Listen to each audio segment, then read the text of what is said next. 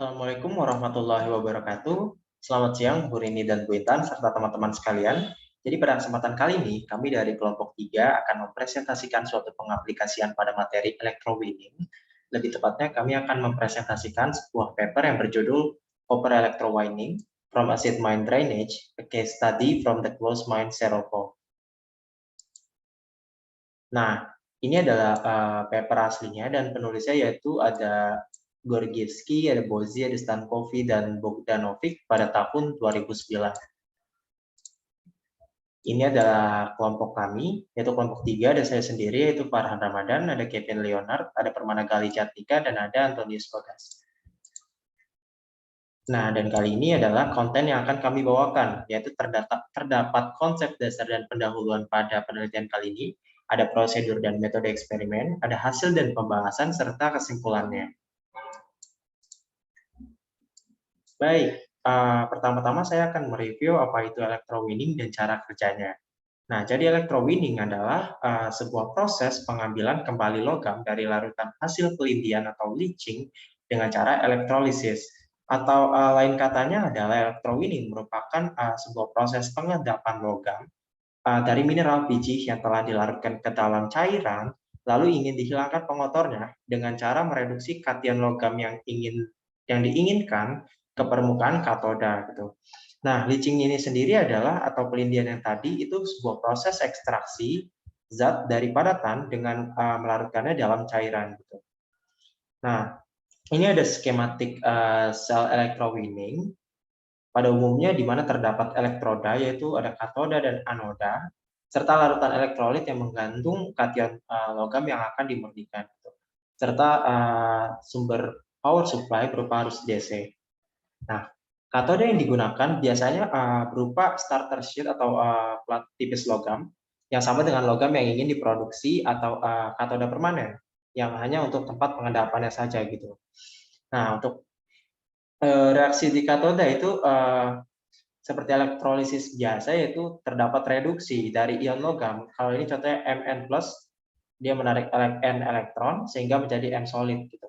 Nah, sementara di anodanya itu terjadi evolusi oksigen karena anoda yang digunakan adalah inert atau pasif sehingga hanya berfungsi pengantar arus gitu. Nah, lalu dalam electrowinning itu ada beberapa hal yang dapat diperhatikan yaitu ada standar reduction potential di mana kita dapat memanfaatkannya dengan melihat N0 reduction-nya untuk mengetahui atau melihat apa sih reaksi yang akan terjadi nanti gitu. Nah, lalu yang kedua ada pemilihan jenis material pada katodanya. Seperti tadi, bisa memilih plat tipis atau plat permanen gitu. Lalu yang ketiga, pengaturan komposisi dan pemurnian larutan elektrolitnya. Dan terakhir yaitu temperatur dan rapat arusnya. Nah, pada kasus ini adalah kita ingin remove sebuah koper dari limbah air asam tambang yang berasal dari tambang koper di tambang Serovo, namanya Serovo. Ini ada di Serbia. Ini ada ilustrasinya, ada gambar tambangnya, gambar limbah tambangnya. Nah, jadi ternyata itu lambang tambang yang berasal dari aktif atau close tambang koper itu ternyata masih mengandung sebuah copper ion dan ion Fe2+ atau Fe3+ dan elemen lainnya akibat proses leaching oleh bakteri gitu. Nah, ini komposisinya lebih lengkapnya dari tabel. Lalu juga terdapat koper mineral yang juga terdekomposisi karena bakteri atau leaching dengan ferric ions yang reaksinya dapat dilihat di layar, yaitu ada copholite dan chalcolite. Bisa dibaca.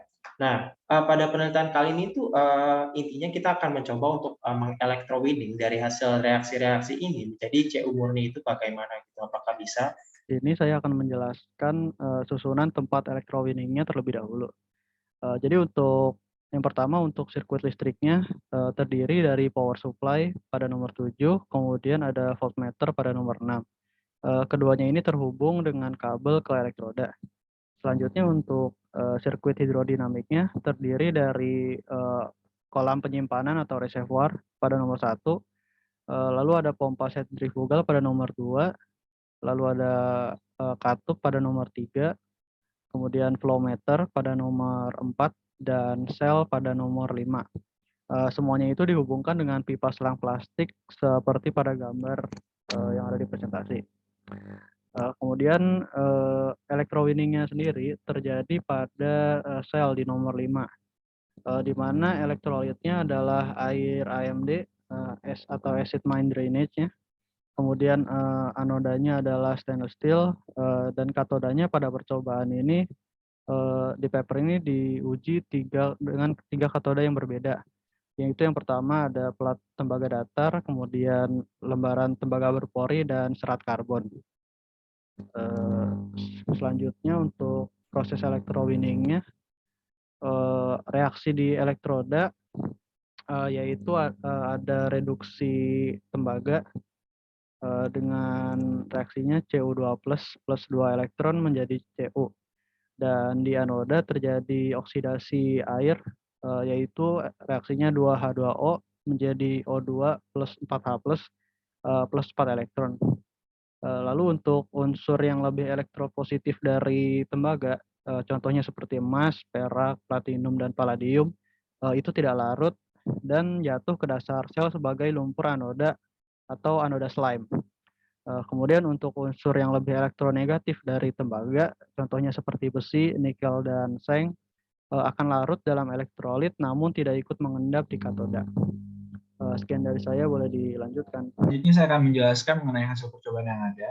Pertama, pada proses stokiometri, cara perhitungannya.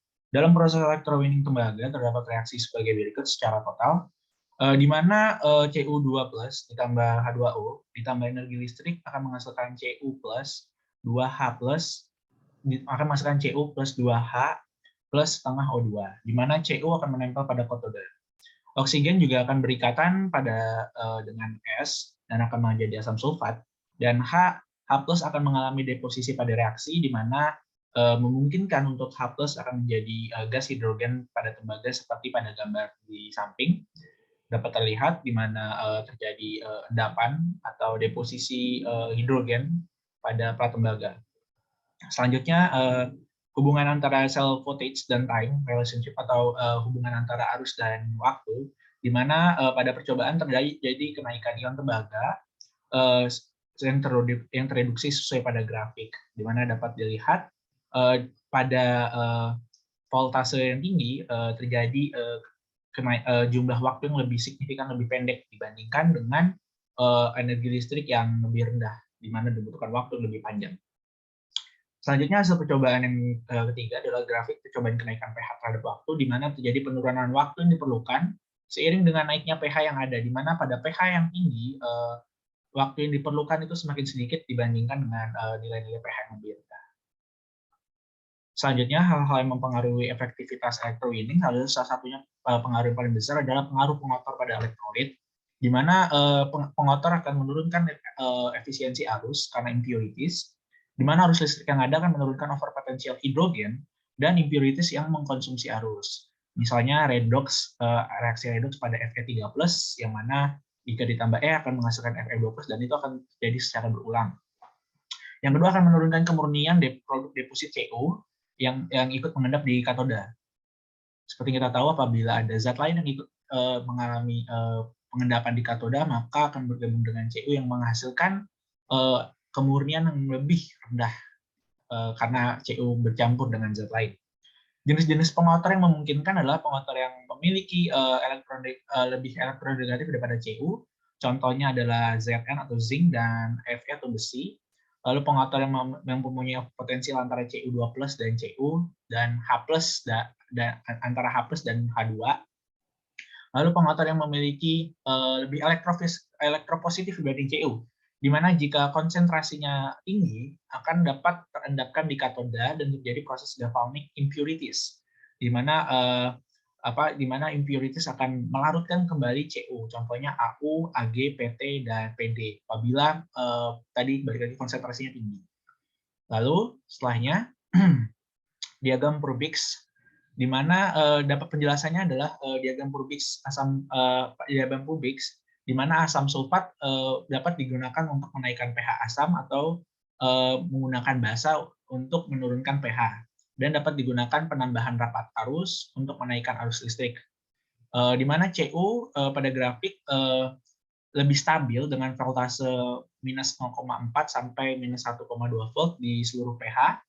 Lalu dan pada potensial tinggi 0,4 dan 1,6 volt, CO2 plus stabil. Lalu diagram Brovik di samping itu merupakan diagram Brovik dengan jenis spesimen yang paling stabil, di mana dalam pembuatannya digunakan pH meter dan elektroda standar, yang artinya dalam kenyataannya diagram di samping dapat dipengaruhi oleh suhu dan tekanan dalam dilakukannya eksperimen, di mana diagram dapat berubah apabila suhu dan tekanan yang dilakukan pada percobaan berubah. Lalu di mana terdapat garis yang saling membatasi spesimen yang satu dengan yang lain, yang artinya pada garis tersebut terjadi kesetimbangan. Lalu diagram akan mengalami perubahan apabila konsentrasi berubah. Lalu dikarenakan pada Cu memiliki kestabilan di bawah air, maka pada saat dilakukan elektrolisis, gas hidrogen akan terbentuk sebagai hasil dari 2H+ plus 2 elektron yang akan menghasilkan H2. Dikarenakan kestabilan air terganggu oleh rapat arus yang bernilai negatif, dan pH asam yang sesuai teori Arrhenius, apabila asam maka akan terjadi ion H+, akan dilepas ion H+, yang mana akan semakin mendekat, yang mana jika dilihat pada grafik, ketika semakin mendekati basa, terjadi penurunan ion H+ yang dihasilkan. Lalu hal yang sama juga berlaku ya pada pelepasan O2 yang terjadi. Lalu selanjutnya akan dijelaskan teman saya. Dari proses electrowinning tembaga ada beberapa hal yang dapat diperhatikan, yaitu yang pertama, larutan itu keasamannya naik seiring dengan waktu atau pH-nya turun. Kenapa? Karena dari reaksi oxygen evolution atau penguraian H2O menjadi O2H+ dan elektron, karena semakin banyak ion H+, maka pH-nya akan menurun, jadi lebih asam.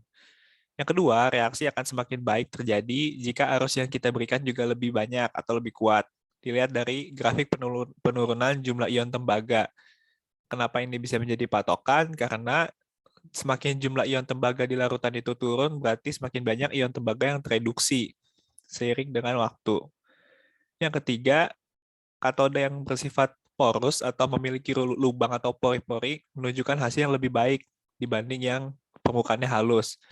Dikarenakan adanya pori-pori itu membuat lebih banyak surface area atau luas permukaan yang memungkinkan reaksi terjadi lebih banyak juga. Hal ini juga memungkinkan penghematan listrik yang dipakai.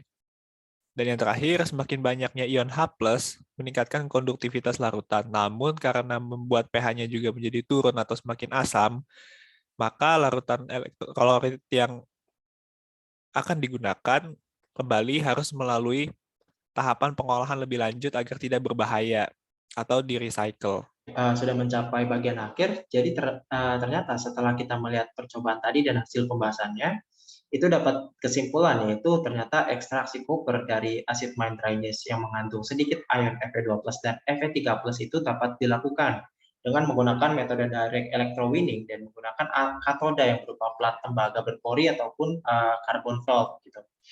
Lalu juga ternyata sel atau komponen yang digunakan itu dapat dikomparasi dalam hal cell voltage-nya, pH-nya, dan konsentrasi tembaganya gitu. Nah, ini adalah referensi yang kami pakai, yaitu papernya. Sepertinya sudah selesai. Terima kasih atas perhatiannya. Sekian dari kelompok 3. Terima kasih.